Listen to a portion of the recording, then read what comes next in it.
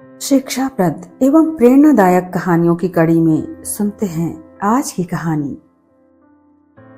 एक छोटे से गांव में 32 वर्षीय एक महिला जो इधर उधर घरों में झाड़ू बर्तन का काम करती थी। एक दिन वह काम करके लौट रही थी, तभी अचानक पीछे से एक आवाज आती है। एक व्यक्ति कहता है, जरा रुकिए। यह सुनकर महिला उस घर की तरफ मुड़ती है। तभी घर के अंदर से आवाज देने वाला व्यक्ति भी गेट के बाहर आ जाता है। उसका नाम विमल होता है। वह उस महिला को अजीब निगाह से देखते हुए कहने लगता है कि मुझे लगता है मैंने तुम्हें कहीं देखा है। यह सुनकर महिला हंसने लगती है और कहती है, साहब, आपने मुझे कहाँ देखा होगा? शायद इसी तरह आते जाते हुए आपने मुझे कहीं देख लिया होगा। विमल थोड़ा सोचते हुए कहता है, कहीं तुम शीतल की सहेली नंदिता तो नहीं? जैसे ही महिला अपना नाम सुनती है, वह हैरान और आश्चर्यचकित होकर कहती है, हाँ, आप शीतल को और मुझे कैसे जानते हैं? विमल के चेहरे पर उदासी छा जाती है। वह मायूस होकर कहता है कि शीतल मेरी पत्नी थी, अब वह इस दुनिया में नहीं है। चौंकते हुए नंदिता भरभराती आवाज में विमल से पूछती है, आखिर ऐसा क्या हुआ था जो शीतल दुनिया छोड़कर चली गई? विमल ने गहरी सांस लेकर जवाब दिया कि कोरोना की चपेट से मैं उसे बचा नहीं पाया। अब मैं और मेरा छोटा भाई ही इस घर में रहते हैं।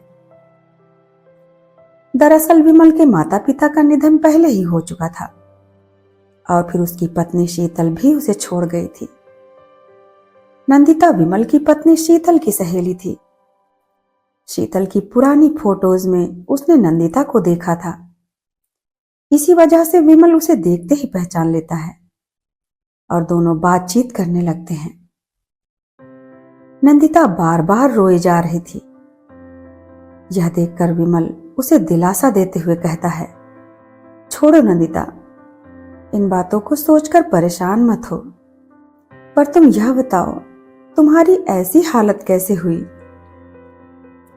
अब तो नंदिता फूट फूट कर रोने लगती है और रोते हुए अपनी पूरी कहानी विमल को बताती है कि मेरी शादी के बाद मेरा पति मुझे बहुत प्रताड़ित करता था।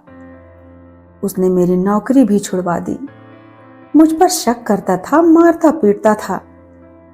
आखिरकार तंग आकर मैं अपने माता पिता के साथ रहने लगी। मगर कुछ समय बाद मेरे माता पिता का भी निधन हो गया।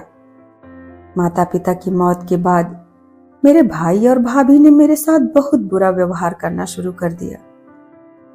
उनके बर्ताव से परेशान होकर मैंने घर छोड़ दिया। कानपुर जाकर मैंने कई कंपनियों, स्कूल आदि में काम देखा, मगर वहां भी सभी मेरा फायदा उठाना चाहते थे। फिर नंदिता धीमी आवाज में बोली, आखिरकार मेरी पुरानी काम वाली आंटी से मेरी मुलाकात हो गई। मैं उन्हीं के साथ यहां आ गई। मैंने सोचा कि घरों में काम करना ही ठीक रहेगा, क्योंकि वहां परिवार होते हैं। मुझे यहां आए महीना भर हुआ होगा, लेकिन मुझे लगता है मैं यह काम भी नहीं कर पाऊंगी। विमल यह सुनकर गंभीर हो जाता है और नंदिता की यह दर्द भरी कहानी सुनकर उसकी आंखों से भी आंसू निकलने लगते हैं। थोड़ी देर बाद विमल गहरी सांस लेकर नंदिता से कहता है, नंदिता, अगर तुम बुरा ना मानो तो हम दोनों एक दूसरे का सहारा बन सकते हैं। यह सुनकर नंदिता कुछ देर सोच में पड़ जाती है। फिर आखिरकार वह विमल की बात मान लेती है और हामी भर देती है।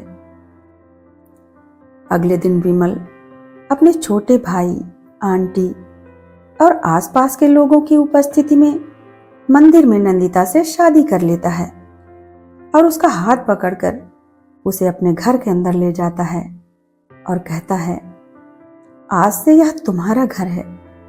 संभालो अपनी गृहस्थी। दोस्तों, यह कहानी हमें सिखाती है कि दूसरों के विचार और उनके ताने हमारे आत्मसम्मान को कम नहीं कर सकते। अगर हमें खुद पर विश्वास है तो हम किसी भी कठिनाई को पार कर सकते हैं। नंदिता ने अपने जीवन में जो भी किया वह सिर्फ अपने लिए नहीं बल्कि उन सभी महिलाओं के लिए एक प्रेरणा है जो किसी न किसी कारणवश अपनी ताकत को खो देती हैं। जब भी आपको लगे कि आप किसी कठिनाई का सामना कर रहे हैं तो याद रखें कि आपके भीतर एक अद्भुत शक्ति है। खुद को कमजोर मत समझिए। आपके पास अपनी आवाज उठाने, अपने अधिकारों की रक्षा करने और अपनी जिंदगी को अपने तरीके से जीने का हक है। और अंत में नंदिता की कहानी से हमें यह भी सीख मिलती है कि हमें अपनों के प्यार और समर्थन की आवश्यकता होती है। जब हम एक दूसरे का साथ देते हैं तो हम मिलकर हर चुनौती का सामना कर सकते हैं। इसलिए अपने सपनों का पीछा करें और कभी हार न मानें। धन्यवाद।